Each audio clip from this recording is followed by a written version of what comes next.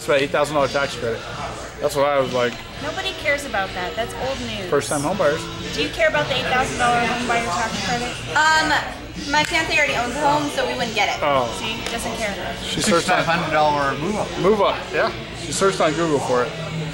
I thought it was over. Isn't it over like close? This I'm month? getting to the end. I decided to end it this month. Go ahead and extend that. Extend it, I think? Yeah. If they did, would you take advantage of it? Until next year, if they extended it, then yes. If they extend until next year? I think the first segment, I didn't like it at all. But I think up through November, it really did help get a lot more buyers out there purchasing these properties and getting rid of the inventory. I just don't think since then it's really... Well, this is going to be a market thing too, because when I was back in Wisconsin, I noticed that the agents and brokerages were promoting it heavily.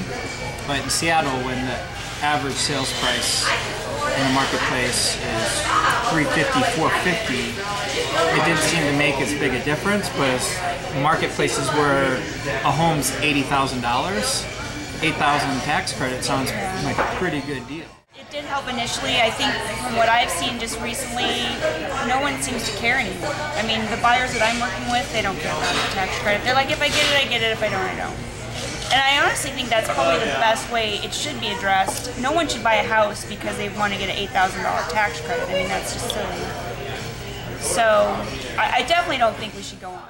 The mortgage never ever gets paid by the government. The government doesn't pay for anything. You pay for it, I pay for it, she pays for it. Okay. The government doesn't pay for anything, so no, absolutely not. You don't like that idea of I the taxpayer paying off someone's mortgage? I hate the idea. Hate it. I think all this money has been wasted. I think a ton of money has been spent on trying to save the housing market, and you know, really, let's just let it ride. Let's just let it run its course, and could it have stop been used wasting all in a this different money. way, a better way, Than bailing out banks?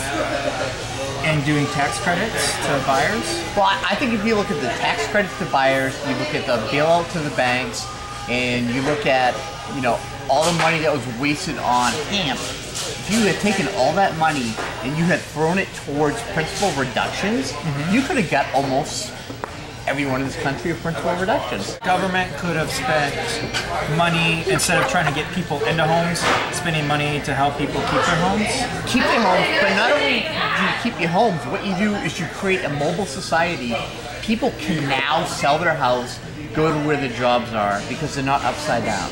And if you have people buying and selling houses like that, at fair market value, that's what's worth today, you create a much better economy where, you know, I live in Miami now, I need to go to Texas tomorrow for a job, I can do that. Where now I can't do that because I'm upside down.